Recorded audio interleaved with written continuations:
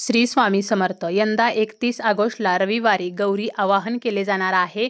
गौरीचा सण हा 3 दिवस साजरा केला जातो. पहिल्या दिवशी गौरी आवाहन, दुसऱ्या दिवशी गौरी पूजन असते आणि तिसऱ्या दिवशी गौरी विसर्जन केले जाते. अनुराधा नक्षत्रावरती गौरी आवाहन केले जाते आणि यंदा गौरी आवाहन हे रविवारी आलेले आहे. या दिवशी गौरी आवाहन करताना कोणत्या शुभमुहूर्तावरती आपल्याला गौरी आवाहन करायचे आहे, त्याचप्रमाणे कोणत्या वेळेमध्ये चुकूनही गौराई घरात आणू नयेत.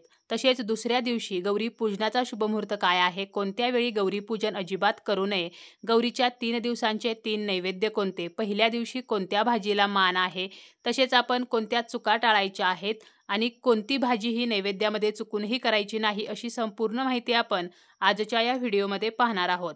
व्हिडिओला सुरुवात करण्याअगोदर तुम्ही जर चॅनलवरती नवीन असाल आणि पहिल्यांदाच माझे व्हिडिओ पाहत असाल तर चॅनलला सबस्क्राईब करा. व्हिडिओ माहिती पूर्ण वाटला तर व्हिडिओला लाईक करा. गौरी आवाहनाच्या दिवशी आपण 16 सौभाग्यवतींना किंवा 5 सुवासिनी स्त्रियांना बोलवत असतो आणि त्यांच्या सहवासामध्ये आपल्या घराची जी तुळस आहे तर त्या तुळशीपासून आपण ज्या ठिकाणी गौरी बसवणार आहोत तर तिथपर्यंत गौराई आपण कुंकवाची पावले काढत घरामध्ये आणत असतो आणि गौरी आवाहन हे करत असतो. तर हे गौरी आवाहन करताना आपण हे शुभमुहूर्तावरती करायला हवे आणि काही अशुभ वेळ आहे तर ही सुद्धा टाळायला हवी. अशुभ वेळ म्हणजे काय, तर प्रत्येक दिवशी 1.5 तास हा राहू काळ असतो. त्याचप्रमाणे गुलिक काळ, यमगंडम काळ तर हे सुद्धा अशुभ मानले जातात.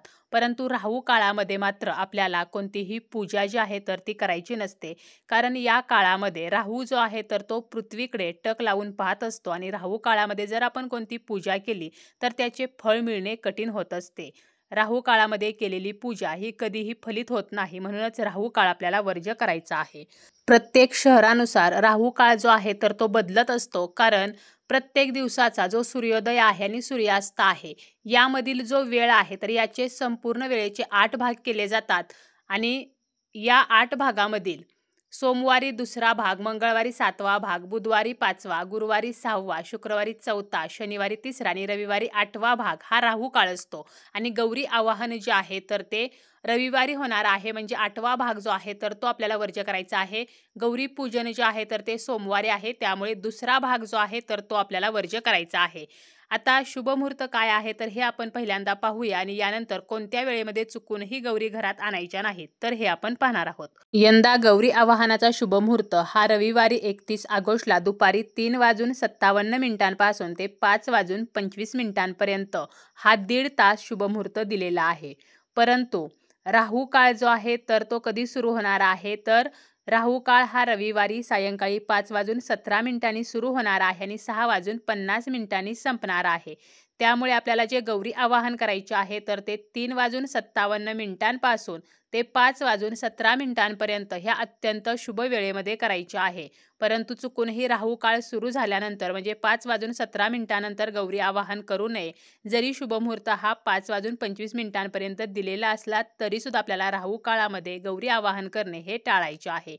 त्याचप्रमाणे आपण ज्येष्ठा नक्षत्रावरती गौरी पूजन करत असतो आणि ज्येष्ठा नक्षत्र प्रारंभ होणार आहे 31 ऑगस्टला सायंकाळी 5:27 आणि 1 सप्टेंबरला सायंकाळी 7:55 हे संपणार आहे. त्यामुळे संपूर्ण दिवस आपण गौरी पूजन करू शकतो.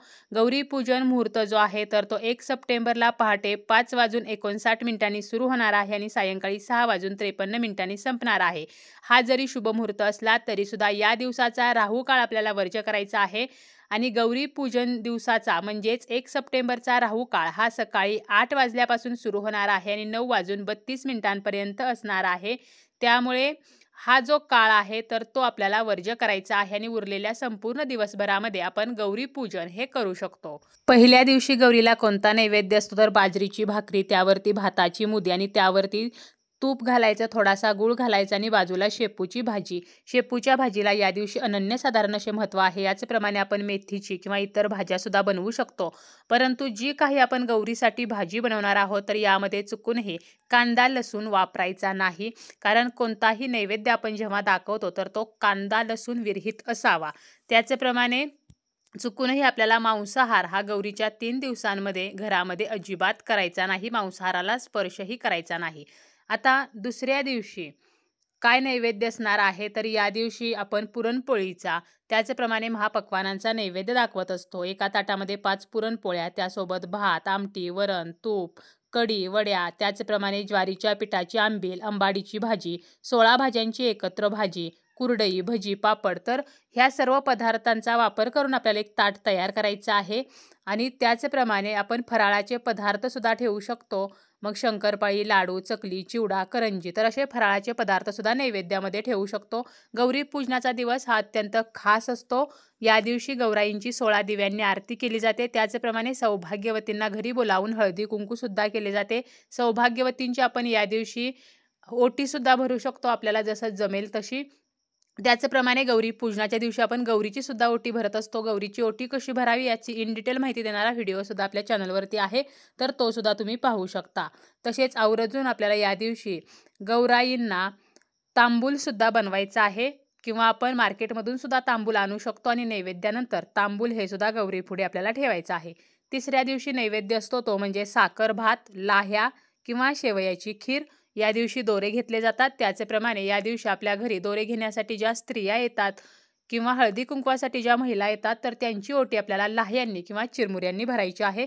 तर अशा प्रकारे हे 3 दिवस आपण साजरे करत असतो आणि 3 वेगवेगळ्या प्रकारचे नैवेद्य दाखवत असतो. नैवेद्याचे ताट जेव्हा आपण ठेवतो, तर त्यावेळेला अगोदर पाण्याचा चौकोन करायचा आहे, त्यावरती हे ताट ठेवायचं आहे. ताटाभोवती पाणी फिरवून घ्यायचं आहे. थोडा वेळ हा नैवेद्य ठेवायचा आहे, यानंतर उचलायचा आहे, म्हणजे मुंग्या वगैरे लागणार नाहीत. बरेच जण काय करतात, पहिल्या दिवसाचा नैवेद्य, दुसऱ्या दिवसाचा नैवेद्य, तिसऱ्या दिवसाचा नैवेद्य तसाच गौरी पुढे ठेवतात आणि मग पुन्हा हा नैवेद्य जो आहे तर तो टाकून देतात, कारण तो खराब झालेला असतो. त्यामुळे ही चूक करायची नाही. थोडा वेळ आपण ज्या पद्धतीने पाहुण्यांना जेवायला देतो आणि त्यानंतर ताटे उचलतो, त्याप्रमाणे आपण थोडा वेळ गौरी पुढे नैवेद्य ठेवायचा आहे. यानंतर ताटे जे आहेत तर ती उचलायची आहेत.